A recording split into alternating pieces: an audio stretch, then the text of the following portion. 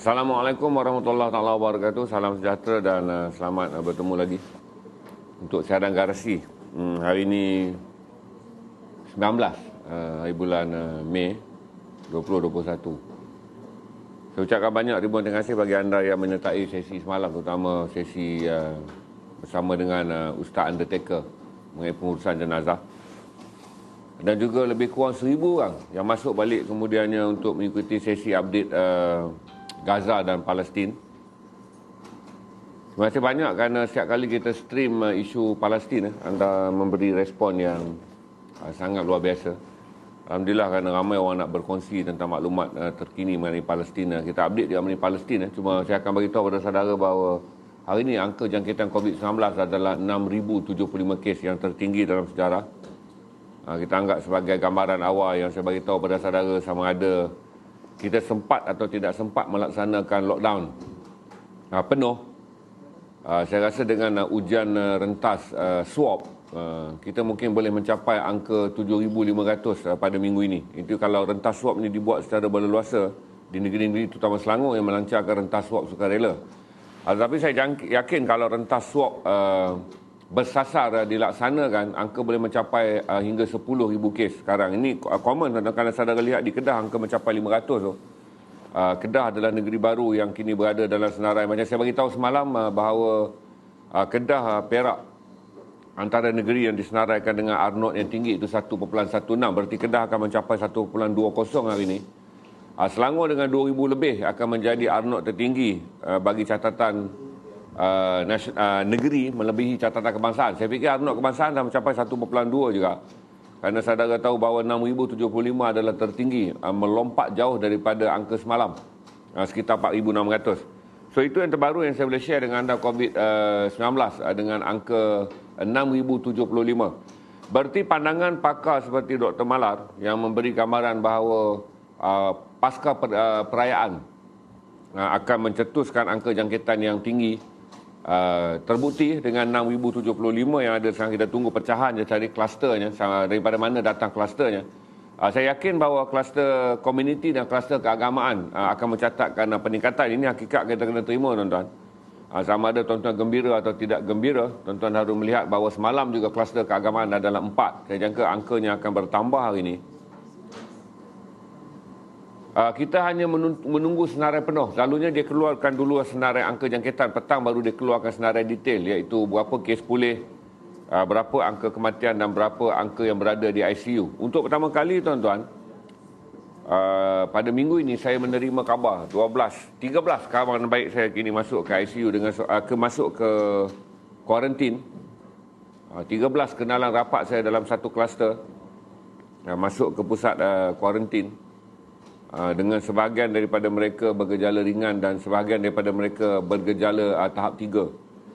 Saya boleh bagi tahu juga pada saudara bahawa kalau semalam Thailand membuat lonjakan daripada angka 2,000 lebih kepada 9.6,000, jadi tak mustahil juga angka yang ada di negara kita daripada 4,000 jam ke 6,000 lebih. Kerana Thailand daripada 2,000 lebih, tetapi semalam dulu melangkau kepada 9.6,000 orang sehari.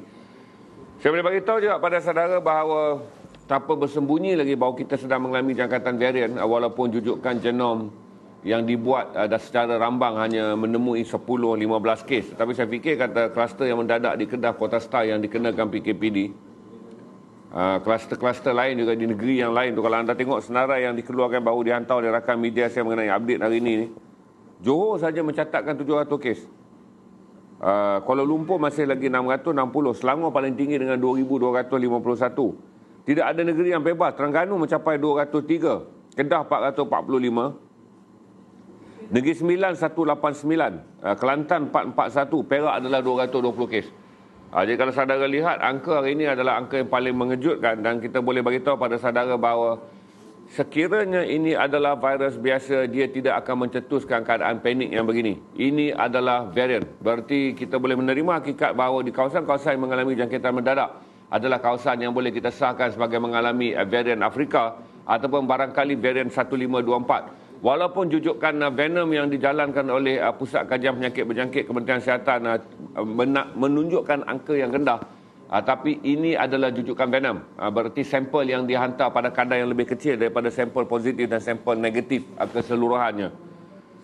Saya percaya kata operasi besar-besaran akan dibuat untuk mengosongkan hospital dengan memindahkan pesakit tahap 3 pindah ke pusat perlindungan isolasi termasuk di Maib, terutamanya bagi di Lembah Kelang.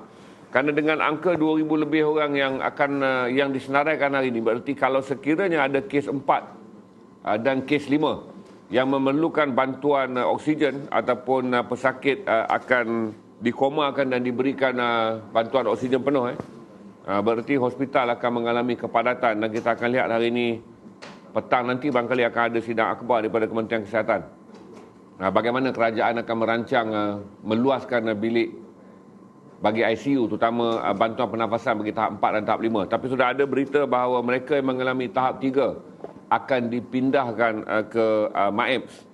Manakala semua mereka yang bergejala, yang dijangkiti dan bergejala ringan juga akan dimasukkan ke pusat MAEPS tanpa dibenarkan menjalankan isolasi kendiri, terutama bagi ibu mengandung, kerana rakan saya ada seorang wanita yang hamil yang bergejala ringan tapi dipindahkan ke MAEPS kerana dianggap berisiko tinggi kerana mempunyai kandungan. Ini ya tuan-tuan, sama ada kita akan mendengar fully lockdown yang menjadikan kita balik pada PKP 1.0, fully lockdown yang diminta oleh ramai orang. Tapi saya boleh bagi tahu juga pada saudara, ia telah pun menjadi langkah yang terlambat. Berarti kalau fully lockdown buat pun kita akan mendapat kluster 2 minggu sudah dipanggil kluster perayaan dan juga kluster keagamaan, akan mungkin menyumbang angka yang lebih tinggi. Kalau besok pun dia ada menurun sedikit, tetapi libasan kemudiannya akan meninggi kerana Selangor menawarkan ujian swab percuma secara sukarela bagi mereka yang menjangkakan diri mereka berada dalam kitaran kontak ataupun di zon merah yang berbahaya. Kerana saudara harus tahu juga bahawa setiap hari, walaupun saudara melihat kluster tu, tetapi kita boleh buat pecahannya. Pecahannya itu kluster community 60%, manakala kluster pekerjaan adalah 40%. Kerana kita lebih tertumpu kepada jumlah kluster yang disebut tanpa melihat nilai angka. Berarti macam ni tuan-tuan. Tuan-tuan akan nampak 4 kluster pekerjaan, 3 kluster community, 6 kluster pekerjaan, 5 kluster community. Tetapi 5 kluster community menyumbang angka yang lebih besar. Terutama kalau saudara lihat di Kelantan dan di Terengganu, kerana sepenuhnya itu adalah kluster community. Berarti kalau kita buat pecahan nisbah pula, 60% daripada mereka adalah kluster community yang mengalami jangkitan sporadik. Iaitu setiap orang yang diuji positif gagal menyatakan mereka menerima jangkitan dari kontak yang mana. Berarti kontak mungkin saja berlega di pasar, kontak mungkin saja sedang berlega sekarang di tubuh mereka yang sihat tidak bergejala. Di mall, rakan-rakan yang saudara bersalam, rakan-rakan yang datang berhari raya atau bertemu dengan saudara, atau saudara mara yang secara gelap telah hadir dalam majlis perayaan. Kerana saya bagi tahu pada saudara bahawa majlis perayaan di mana pertemuan bukan anggota sebumbung. Bukan arti je buat tuan-tuan. Berpuluh-puluh ribu orang meraihkan perayaan tahun ini dengan menipu diri sendiri dengan mengatakan mereka memenuhi prasyarat yang dikeluarkan oleh PKP, iaitu tidak dapat ziarah menziarahi. Tetapi ramai berpuluh-puluh ribu orang awam mengunjungi rumah saudara mereka dan meraihkan Aidilfitri secara bersembunyi dengan melanggar PKP, iaitu mereka yang tidak tinggal sebumbung tapi menjalankan hubungan perayaan pada sebumbung. Dan saya percaya bahawa ini inkubator pantas. Berarti angka 6,000 kita dapat adalah inkubator pantas, kerana virus kali ini tidak memerlukan 7 ke 10 hari untuk membuat inkubator ataupun pemeraman dalam tubuh. Kerana 3 hari dia orang tu telah menunjukkan gejala. Berarti tuan-tuan, saya saran kepada tuan-tuan untuk setiap hari sekurang-kurangnya saudara bangun pagi dan sembuh perfume untuk menghidup.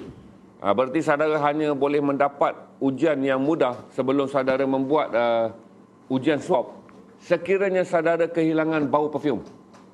Senang je saudara, ataupun pada pagi tiap kali saudara bangun sensitif pada minuman yang anda minum. Kalau anda kehilangan rasa gula, dan paling ketara adalah perfume paling mudah. Ramai orang menggunakan perfume sangat sembuh dan cium je. Kalau anda kehilangan bau perfume berarti anda positif COVID-19. Berarti anda perlu menjalankan ujian mengasingkan diri dengan secepat mungkin. Saya bagi tahu juga kepada saudara Singapura telah memulakan langkah untuk mula menyuntik. Walaupun ramai negara-negara maju memulakannya pada usia 15 hingga 17, tapi Singapura memulakan dan suntikan pada usia 12 tahun. Berarti Singapura antara negara yang paling terkehadapan dalam menyuntik kanak-kanak dengan memulakan suntikan pada mereka yang berusia 12 hingga 17 tahun.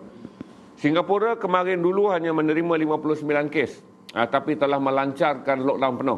Kerana mereka pernah mengalaminya, kerana mereka tahu 59 jangkitan yang mereka alami bukan lagi dibawa oleh warga asing, tetapi adalah 100% warga tempatan. Jadi Singapura mula sedar dengan kluster yang mereka alami, iaitu kluster community, maka Singapura telah mengambil langkah yang pantas. Itu update saya ringkas petang ini untuk saudara tahu, kerana angkanya telah mencapai 6,075 kes, iaitu yang tertinggi. Dan saya percaya angka kematian mungkin mencecah 50 lebih hari ini. Suka saya ingatkan 14 hari yang lalu ketika saya membuat stream dengan memetik satu berita yang diabaikan, iaitu daripada pakar neurologi Profesor Dr. Shazali Abu Bakar, di mana pada waktu itu angka mereka yang berada di ward ICU yang menerima bantuan pernafasan hanya 240 orang. Dr. Shazali memohon Kementerian Kesihatan mengumumkan pada masyarakat umum bahawa 50% daripada mereka yang berada dalam ICU yang menggunakan bantuan pernafasan tidak dapat diselamatkan. Kerana virus kali ini apabila anda mula menerima rawatan ICU, sekiranya anda mengalami masalah bukan komodaliti pun, asma seperti saya, pernah mengalami rekod jangkitan paru-paru, bererti automatik selepas 3 hari je, anda akan dikomakan. Itu saya nak beritahu pada saudara, kata ini keadaan kritikalnya, dan bererti dengan jumlah 340 kematian dalam tempoh 12 hari. Bererti peratusan yang dilaporkan oleh pakar virologi Dr. Shazali Abu Bakar sebenarnya hampir 80%. Jadi mereka yang berada di ICU 80% tidak dapat diselamatkan sekiranya yang berada di ICU itu telah menggunakan mesin ventilator, iaitu alat bantuan pernafasan. Jadi hari itu saya dah bagi tahu balik Google berita harian Dr. Shazali Abu Bakar untuk saudara tengok pandangan pakar virologi bagaimana kuman ini sekarang bukan saja angka jangkitannya ditakuti, kerana angka jangkitannya ramai yang masih survive. Setiap hari kita akan melihat antara 40 ke 60% angka pulih. Tetapi yang paling kita ditakuti kali ini adalah virus ini membunuh dengan kadar kematian yang lebih tinggi. Berarti kalau kita mula menerima purata kematian 40 ke 50, kita telah meningkat satu takah. Sebelum ini saya dah bagi tahu kita menerima 30 hingga 40. Sekarang mulai kemarin dulu kita dah menerima 40 ke 50. Saya jangka hari ini kalau dengan angka 6,000 lebih dan sekiranya angka kematian membawa 50 lebih, kalaupun kita mengadakan lockdown, kita tak akan dapat mengelak daripada menerima jangkitan 7,000. Saudara jangan pandang enteng, kerana ketika angka jangkitan mencecah 4,000 dan dia float ke bawah 3,000, pakar telah mengatakan capaiannya boleh mencapai 7,000 selepas Hari Raya. Betul, dah capai 7,000 selepas Hari Raya. Dan pakar mengatakan bahawa sebelum penghujung bulan Julai, Malaysia akan mencapai 10,000 angka jangkitan. Jadi dengan angka yang ada ni tuan-tuan boleh mengatakan bahawa pandangan pakar bukan ramalan. Pandangan pakar mempunyai perkiraan yang teknikal dan strategik. Bagaimana mereka menjangkakan angka jangkitan. Mereka bukan meramalkan. Jadi hari ini kita dah mencapai 6,075. Sekiranya ujian swab yang ditawarkan di Lembah Kelang dilaksanakan dengan lebih banyak dan 63 makmal yang menjalankan keputusan swab menggerakkan tenaga kerjanya dengan jangka waktu yang lebih panjang untuk melihat kesan positif pada ujian swab, saya jangka besok 7,500 ke 8,000 adalah biasa. Kerana kita telah melancarkan ujian swab sukarela di Selangor, jadi angka lebih mudah untuk dicapai. Bagi mereka yang berada di negeri-negeri zon hijau, Perlis hari ini pun telah mencapai 6 kes. Perlis pun dah hampir seminggu tak ada kes. Dan saya boleh bagi tahu kata kebimbangan yang paling besar adalah Kedah, walaupun PKPD di Kota Star telah dilaksanakan, ini yang diwar-warkan sebagai kluster genting tu. Kluster perjudian kerana Genting menawarkan pakej murah tu, kita tak tahu pengesahan dia, tetapi beberapa orang telah pun mendedahkan bahawa wujud kluster Genting ni, di mana tawaran bas rombongan harga murah. Saya tak faham macam mana boleh rentas sempadan pula. Kita tunggulah kesohihan berita ini, sama ada dia spekulasi ataupun sahih ataupun tidak. Tapi akhirnya saya beritahu pada tuan-tuan, undang-undang telah dilaksanakan. Saya tahu kata berpuluh ribu orang telah melanggar syarat PKP dan kemudian cuba menyalahkan Niloufar dan keluarganya dengan mengatakan seolah-olah itulah saja pendosa yang melanggar arahan untuk tidak menziarahi rumah ke rumah sepanjang raya. Tapi saya percaya berpuluh ribu, beratus ribu mereka ini yang melakukannya, dan kemudian inilah orang yang menumpang bash Niloufar. Sebab saya beritahu pada saudara, perbuatan saudara akan memberi impak. Kalaupun saudara bukanlah orang jenis pentingkan nasib orang lain, dilahirkan untuk memikirkan diri sendiri je. Tapi saudara kemudian akan menjadi sebahagian daripada kluster ni. Minta jauh, tapi kalau kena, saudara kena beralhamdulillah, kerana saudara yang mencari penyakitnya. Covid tidak datang pada saudara dengan sengaja, tapi saudara dengan sengaja telah mencari penyakit dan menyebarkan penyakit.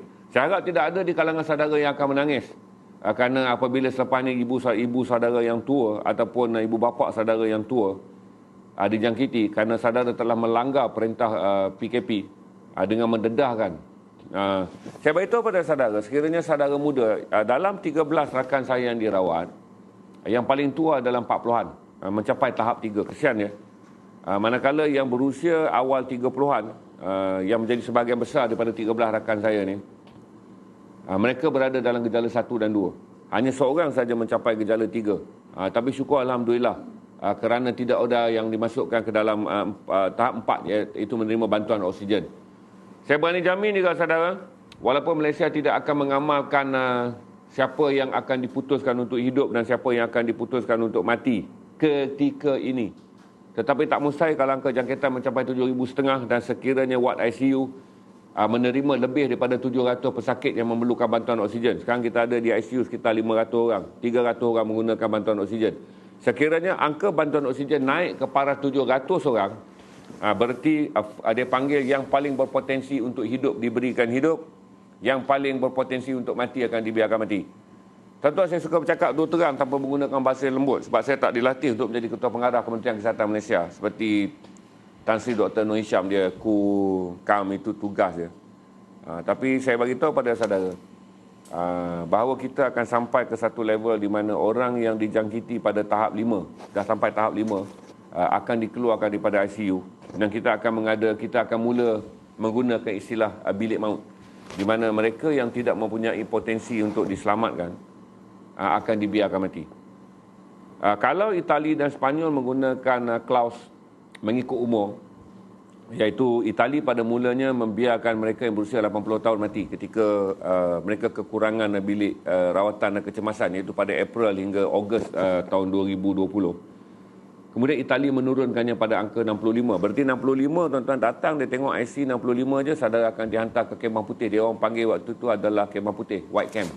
Di mana itu berarti saudara ataupun penama akan dimaklumkan kepada warisnya bahawa penama tidak akan diberi bantuan oksigen kerana bantuan oksigen diberikan kepada mereka yang lebih muda. Tapi di Malaysia saya fikir dia akan bertolak kepada potensi untuk hidup atau mati. Doktor akan mengatakan bahawa kerana orang ini telah mempunyai penyakit 3 serangkai, maka potensinya untuk mati adalah tinggi. Walaupun berusia 40-an, dia dihantar ke kemah putih. Berarti bilik untuk menanti mati. Manakala kalaulah rawatan kesihatan mengatakan tahap oksigen, dia sebenarnya senang je. Kajian dia adalah berdasarkan tahap oksigen. Saudara sampai je tahap oksigen, saudara berada di bawah 80 ataupun 85, saudara akan dianggap sebagai berpotensi. Tapi kalau berada di bawah 75 tu, dia mungkin akan kata hantar saja ke kemah mati. Saya bagi saudara dengan bahasa yang straightforward je untuk saudara faham, kerana komunikasi stream ni elok macam ni je. Bercakap dua terang, kerana saya tak dilatih seperti Dr. Noor Hisham yang akan menggunakan banyak jegen-jegen dan klausa-klausa yang lemah lembut yang membuatkan saudara pun tak apa nak faham. Kadang-kadang orang Melayu ni tuan-tuan, lagi elok cakap, lagi benar dia. Orang Malaysia ni sebab dia punya benar tu tak boleh dibelai-belai. Jadi saya beritahu pada saudara, kita akan membayar harga. Dan saya akan beritahu selepas ini kita akan mendengar kluster perayaan. Berarti apabila kes mula dikesan, macam sekarang kerajaan dah tak sembunyi, dah kluster keagamaan. Berarti saudara mengatakan saya anti agama itu terpulang. Tetapi berarti ramai yang tidak melanggar SOP waktu bulan Ramadan, ketika kerajaan melonggarkan syarat-syarat menggunakan masjid untuk tujuan ibadah, tapi ramai yang tidak mengikut peraturan. Kita dah dapat kluster agama. Dan selepas ini saudara dengan terkejut, yang akan melonjak naik kerana pemeraman hanya 3 hari. Berarti angka yang kita akan dapat sekarang ini adalah kluster kunjungan hari raya. Jadi tak payahlah nak agresif sangat nak bash Niloufar sebab gambar beraya ramai-ramai tu. nak menghentam siapa tu? Inspektor apa dalam filem, dalam drama bersiri Gerak Khas tu? Yang kena bantai satu keluarga, Norman Hakim dan isterinya. Dengan bekas isterinya, Abby Abadi. Kerana itu hanya 2 daripada berpuluh-puluh, beratus ribu orang yang secara senyap telah bergerak mengunjungi rumah ke rumah, terutama mereka yang tinggal berdekatan dengan rumah ibu bapa walaupun tidak sebumbung memilih untuk mengunjungi rumah ibu bapa. Kerana pada sepanjang PKP menipu undang-undang adalah mudah, kerana pihak polis tak dapat memantau rumah ke rumah. Kerana saudara akan bantai polis kalau dia masuk kira kasut. Saudara akan jadi isu dengan viral dan mempelekeh-lekehkan polis kiranya mereka datang ke rumah anda untuk menyemak sama ada satu isi rumah. Anda akan menggambarkan polis Malaysia ni tak faham tentang kasih sayang, memutuskan hubungan anak dan bapa. Anda akan mengatakan polis Malaysia ni, sekarang anda akan kata polis Malaysia adalah polis Benjamin Netanyahu lah, kerana mengamalkan hal yang demikian. Tapi lepas ni saudara yang akan menangis. Saya percaya berpuluh-puluh keluarga akan menangis selepas ini kerana anggota keluarga mereka, terutama ibu bapa, yang disahkan positif adalah akibat jangkitan daripada kluster ziarah hari raya. Okey, itulah saudara. Kita menanti sama ada kerajaan nak lockdown penuh ataupun tidak, tapi saya rasa sudah sangat terlambat. Sudah sangat terlambat untuk kerajaan melancarkan PKP penuh seperti 1.0. Sudah sangat terlambat. Kerana virus ini telah pun merebak dalam komuniti. Maksudnya begini tuan-tuan. Sekarang dalam garasi ni saya ada 7 orang. Berarti saya tak dapat melindungi 7 orang ni. Kerana 7 orang ini telah pun berada di macam-macam tempat. Kerana saya tak boleh nak kurung semua dalam ni tuan-tuan, jadi penjara pula. 7 orang ini mungkin orang yang tidak melakukan apa-apa. Tetapi mereka telah bertemu. Sama ada di... Sebab kita tak boleh elak masuk pasar raya tuan-tuan. Kita tak boleh elak daripada rakan-rakan saya terpaksa pergi membeli benda-benda. Tetapi akhirnya kluster ini merebak kerana semakin ramai orang sihat yang ditemui di semua tempat. Saudara temu dengan orang sihat, berarti saudara tak boleh scan bahawa beribu-ribu orang sihat yang bergerak sekarang, yang langsung tak ada gejala, sedang menjadi penyebar. Masalahnya tuan-tuan, apabila orang sihat ini menyebar dan dia menyebar varian, berarti saudara jumpa dia di hari pertama, dia masih sihat. Tapi 3 hari kemudian dia telah berada di tahap 3 ataupun di ICU. Dari 2 hari dia telah bertemu dengan banyak kontak. Ini yang terjadi pada rakan-rakan saya yang sekarang mulai rasa bimbang kerana mereka tak pasti. 13 orang ni dia dah bertemu banyak, sebahagian berkeluarga. Sebahagian hadir di tempat kerja. Itu yang menjadikan saya bergambarkan daripada apa yang terkena pada 13 orang kawan saya ni bekerja di satu tempat kerja. Mereka bekerja di satu tempat kerja dan 13 disahkan positif. Setakat ni seorang dia yang berada pada tahap 3 dengan gejala yang serius. Tapi belum ada yang dipindahkan ke tahap 4. Paling sedih adalah seorang kawan saya yang hamil, yang kini terpaksa berada di pusat isolasi kerana doktor meletakkan dia sebagai berisiko tinggi kerana hamil. Jadi apa boleh kita buat tuan-tuan? Hanya mengirimkan doa je WhatsApp dan kirimkan doa minta bertahan, stay positif. Tapi saya percayalah, kata hari ini barulah saya nak gambarkan kerana saya tahu kata ramai orang seronok membantai Niloufar dan juga bantai Norman Hakim dan Abby Abadi. Tapi saya beritahu saudara bahawa kita melakukannya kerana kita menganggap mereka bersalah kerana mereka popular. Dan kita menganggap kita tidak bersalah kerana kita tidak popular. Hari ini telah ada satu pemahaman yang salah lah tentang dosa adalah milik mereka yang popular.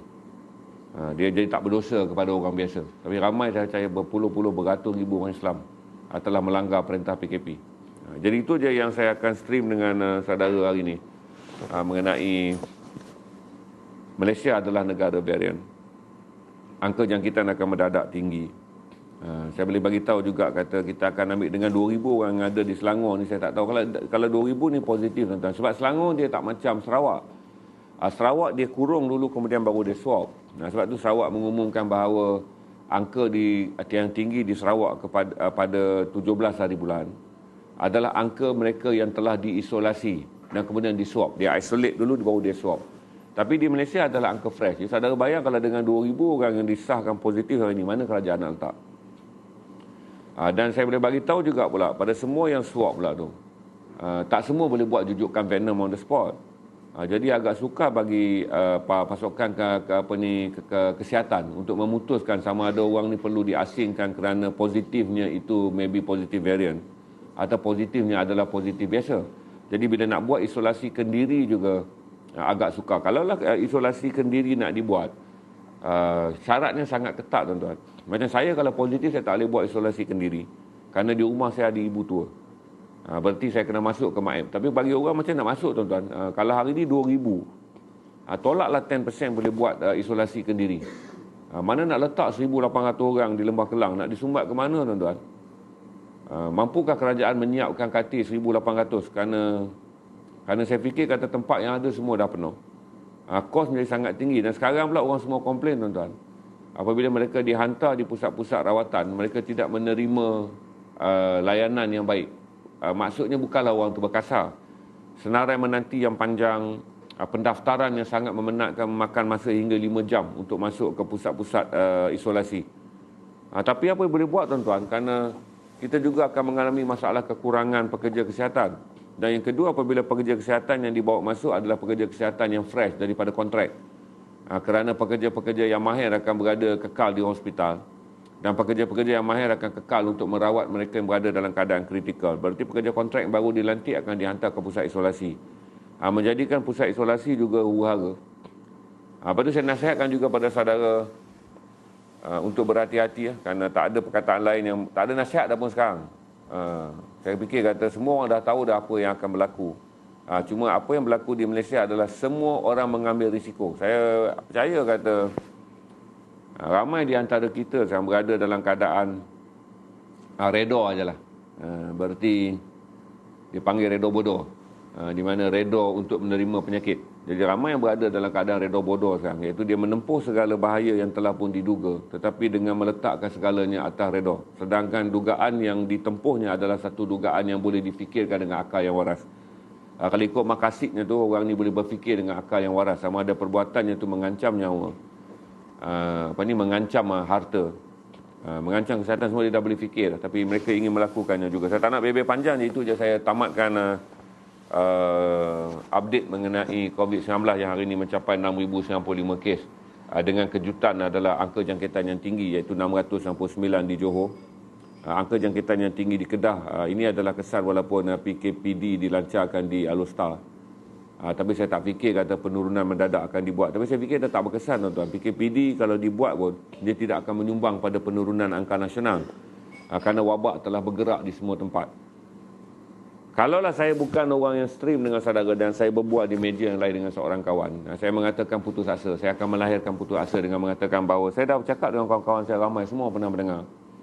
Ketika kali pertama saya datang balik selepas Hari Raya dan saya beritahu dengan kawan-kawan saya di garasi, bahawa saya dah ada rasa putus asa dan mula membayangkan worst scene scenario. Saya bercakap dengan siapa malam tu, saya beritahu kata kita akan capai angka 10,000 dan kita akan mencapai angka panik yang sangat luar biasa. Kita akan mencapai lockdown yang kemudiannya lockdown tidak akan lagi dapat membantu negara kita mengurangkan jumlah jangkitan. Dan yang paling saya katakan bahawa kita akan melihat kematian di kalangan warga tua meningkat kerana warga tua terdedah pada kunjungan ziarah Hari Raya. Kerana ramai orang yang memilih untuk pulang berjumpa dengan ibu bapa. Kerana mereka rasa mereka sihat. Kerana mereka merasa ibu bapa mereka sihat. Dia masalah COVID ni tuan-tuan. Semua orang rasa dia sihat. Dan semua orang merasa ahli keluarganya yang rapat sihat. Itu masalahnya. Perception kita menyayangi ahli keluarga. Perception kita tidak menyimpan syak wasangka kepada rakan baik kita. Kita gunakan juga dalam perception COVID. Berarti anggota keluarga yang kita sayang, yang kita tidak pernah mempunyai prasangka buruk, kita meletakkan juga bahawa kita tidak mempunyai prasangka dia adalah berpotensi untuk membawa jangkitan COVID. Kerana kita menjangkakan bahawa kita menziarahi kawan kita, keluarga kita dengan niat yang baik, kita juga berprasangka bahawa diri kita bebas COVID. Itulah saudara, bila berpuluh-puluh ribu orang melakukannya, saya tak kata berpuluh-puluh ribu kes akan berlaku, tapi beribu-ribu orang. Daripada berpuluh-puluh kita akan dapat beribu-ribu selepas ni. Apa yang disebut sebagai kluster sambutan Hari Raya. Okey. Berapa ribu orang kita ada sekarang? 1.1 je. Saya tak tahu ada Q&A ke tak. Jangan tanya saya soal teknikal yang pening-pening lah tuan-tuan. Saya boleh seng kejap lagi. Sebab angka ni memberi gambaran kepada saya kata mimpi buruk yang dialami akan menjadi kenyataan. Saya percaya bahawa esok lusa kita akan mula menuju keadaan yang panik. Kita buat fully lockdown atau apa pun. angka tak mungkin menurun dalam tempoh, kerana pemeraman kuman ini adalah pantas 3 hari. Dah lah dia peram 3 hari pantas, dia adalah kuman yang mempunyai kadar jangkitan yang meluas. Dia cepat berjangkit. Seorang akan menjadi pelas jangkitan yang tinggi. Dan yang kedua adalah tuan-tuan, keupayaan kuman ini membunuh adalah jauh lebih tinggi daripada virus yang biasa, kerana kita adalah negara varian. Dan saya percaya bahawa varian yang kita alami sekarang, kalau jujukan venom dibuat kepada semua sampel, seperti mana kita dah tahu sampel angka jangkitan bagi varian Afrika adalah tinggi. Cuma kita tidak menerima laporan yang sama ada lagi kes tak yang dikesan di bawah varian 1524, iaitu varian Afrika yang bermutasi dengan virus tempatan. Itu saja saya akan habiskan sesi petang ni. Ni ada kata MAN mengenai variant of concern. VOC adalah, dia macam ni ya, kalau VOI variant investigation, iaitu variant yang baru disiasat, dipercayai bukan virus biasa, tapi dia tak dapat sahkan variant tu. VOC ni dipanggil variant of concern atau variant berbahaya. Saya tak pasti tepat atau tidak MKN mengatakan bahawa anda boleh membawa variant ni dalam keadaan anda sihat seperti biasa. Kerana setahu saya varian ni akan menunjukkan kesan selepas 3 hari. Sebelum ni komen yang dikeluarkan oleh WHO dan semua pengkaji sains antarabangsa, pakar virologi mengesahkan varian ini menunjukkan tanda selepas 3 hari. Berarti pada hari pertama dan yang kedua mungkin tak nampak tanda, tapi anda akan mendapat tanda 3 hari. Kerana varian ini yang sedang kita alami adalah varian plus 3. Varian plus 2. Dan kalau 1524 berarti varian plus 3, berarti kekuatannya 3 kali ganda. Kalau ikut yang saya baca sekarang ni, kesemua di bawah varian VOC ni menunjukkan tanda selepas 3 hari. Kalaulah langsung tidak menunjukkan tanda, berarti anda masih berada di bawah virus biasa. Tapi tak tahu kalau ada penemuan yang terbaru, di mana kes-kes yang dirawat sekarang ni, apabila mereka masuk ke pusat isolasi sebagai orang yang sihat walaupun dites positif, kemudian mereka keluar daripada pusat isolasi dalam keadaan sihat juga, berarti mereka disahkan di bawah VOC, iaitu varian Afrika atau varian United Kingdom. Mereka diasingkan dan kemudian selepas 10 ke 14 hari mereka disahkan negatif dan mereka dibebaskan. Tapi saya fikir angka tu sangat minimal tu, kerana dalam jurnal antarabangsa dan laporan antarabangsa semua mengatakan varian ini adalah varian yang memberi tanda yang nyata selepas 3 hari berbanding varian lama yang akan ada tanda 7 hari. Kerana mustahil sebuah VOC yang mempunyai kekuatan 2 kali ganda, 3 kali ganda, berarti dia mungkin kena pada individu juga yang dilahirkan dengan kekuatan imunisasi yang tinggi tu. Dia ada antibody yang tinggi tu. Okey, ramai dah tanya pasal kasut yalah, Selangor dah minta banyak hari. Kelantan pun dah minta. Kelantan sebelum Hari Raya pun dah minta tuan-tuan, fully PKP. Selangor pun dah minta fully PKP. Kita tunggu je apa kata MKN tuan-tuan. Kerana Selangor dah minta, selepas Hari Raya Selangor dah minta dah fully PKP, kerana Selangor juga mempunyai maklumat sini, kerana mereka sini mempunyai pasokan kesihatan yang wakili kerajaan negeri. Tapi saya tak tahu apa yang MKN buat, kerana kita tahu PKP penuh perlu dilancarkan sebelum Hari Raya. Sebelum Hari Raya. Tapi kalau PKP penuh dilancarkan sebelum Hari Raya, berarti pelajar universiti tidak bergerak pulang. Kerana kita tahu kata sekarang ni penyakit bukan saja datang daripada Lembah Kelang dan dihantar ke luar Lembah Kelang, tetapi pergerakan daripada luar Lembah Kelang, terutama di negeri-negeri yang mempunyai varian, iaitu yang disahkan sebelum ni bahawa Perak dan Kelantan adalah negeri varian yang mempunyai varian Afrika. Tapi pergerakan dah berlaku terlampau banyak. Berpuluh ribu student telah pun membuat pergerakan pulang dengan anggota keluarganya merentas masuk ke Lembah Kelang dan kemudian keluar daripada Lembah Kelang. Dan lepas tu saya bagi tahu pada saudara juga, PKP yang ada sekarang pun adalah PKP yang menyebabkan semua orang boleh rentas jajahan je. Kalau saya tak pasti di tempat lain, tetapi di Lembah Kelang semua orang boleh merentas kawasan dan semua orang boleh merentas daerah. Saya tak pasti, malah saya pun blur tuan-tuan. Apakah PKP yang ada sekarang ni melarang rentas daerah di Lembah Kelang? Kerana setakat ni tuan-tuan, saya tak banyak bergerak. Saya hanya sepanjang Hari Raya ni adalah saya bergerak pulang kepada selepas live Hari Raya tu sebelum subuh. Dan kemudian saya bergerak datang kemari untuk live stream pada hari 15 Nakbah, dan saya dah bergerak kemari. Tapi jarak saya dengan rumah adalah dekat. Cuma saya boleh dengar khabar mengatakan hampir orang tak fikir apa. Sebenarnya PKP yang dilancarkan kali ini untuk mereka yang berada di Lembah Kelang tak berubah pun daripada PKP 2.0 ataupun PKP biasa. Kerana semua orang boleh bergerak bebas. Pertama kerana sekarang ni adalah boleh lagi membeli barang di restoran, mall masih boleh dibuka. Jadi ada banyak jenaka dia adalah apabila orang beraya dan berpeluk cium, berampun maaf di mall. Kerana mall kini telah berubah menjadi tempat yang sangat suci murni. Selain daripada membeli belah, orang mengadakan pertemuan hari raya dengan keluarga. Walaupun mall tak boleh buka tempat-tempat makan, tapi mall telah menjadi tempat penyebaran virus. Kerana bagi mereka yang nak show off bahawa mereka mematuhi undang-undang untuk tidak bertemu di rumah tu, saya kata technically orang Malaysia dia sangat kreatif, tuan-tuan. Dia tak tahu kata tujuan undang-undang ni dibuat bukan melarang ziarah ke rumah. Dia melarang interaksi yang lebih banyak. Tapi oleh kerana benak kita membacanya sebagai dia tak jumpa kat rumah je, dekat mall boleh jumpa. Jadi kerana benak tu bijak, benak kreatif ni dia bijak. Kita bawa dan bertemu di mall, menjadikan langkah berpuluh-puluh ribu orang yang lain, beratus ribu, berjuta-juta orang yang lain memilih untuk taat berada di rumah, terjejas dengan teruk. Kerana beratus-ratus ribu orang telah dengan bijak melanggar arahan ni dengan menggunakan benak bijak dia tu.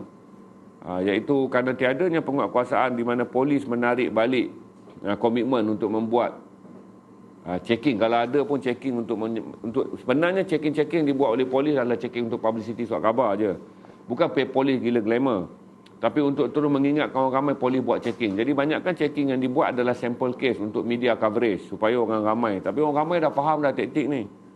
Dia pandang semua kecil anak kecil je. Sebab orang ramai tahu kan. Dia ada rakan-rakan netizen bila disaman nanti bantai. Lepas tu diungkit. Kena saman je ungkit kes ni Lofa. Kena saman je ungkit kes ni Lofa. Tuan-tuan, dalam hidup kita tuan-tuan bukan membezakan saman. Bukan Nilofa, tuan-tuan. COVID-19 bukan mengenai Nilofa. Dia mengenai bagaimana setiap daripada kita menyumbang kepada negara ni dalam usaha memutuskan rantaian. Jadi kalau semua orang berfikir COVID-19 ni adalah bila Nilofa akan dinaikkan di mahkamah. Kenapa keluarga Nilofa mengulangi 4 kali, tuan-tuan? Tapi sebenarnya saya beritahu pada saudara, Ni Nunu dan Ni Nana ni adalah lebih banyak jumlah dia yang melanggar perintah PKP. Banyak. Cuma seronoknya boleh mengata pada orang adalah kerana orang itu adalah mangsa mudah untuk kita budi. Mangsa mudah untuk kita bash. Sebenarnya dia dibuat ramai orang. Tuan-tuan pun buat. Orang yang bash tu pun buat. Cuma dia fikir dia buat selamat kerana dia telah mengunjungi saudara mara ataupun ibu bapa atau rakan taulan dia tanpa diketahui oleh pihak polis dan beritanya tak viral. Kerana dia tak ambil gambar. Okey? Itu saja saya punya tu. Saya dah tak panjang dah. Cuma saya beritahu dekat saudara kata kita akan memasuki minggu yang terburuk pada minggu depan.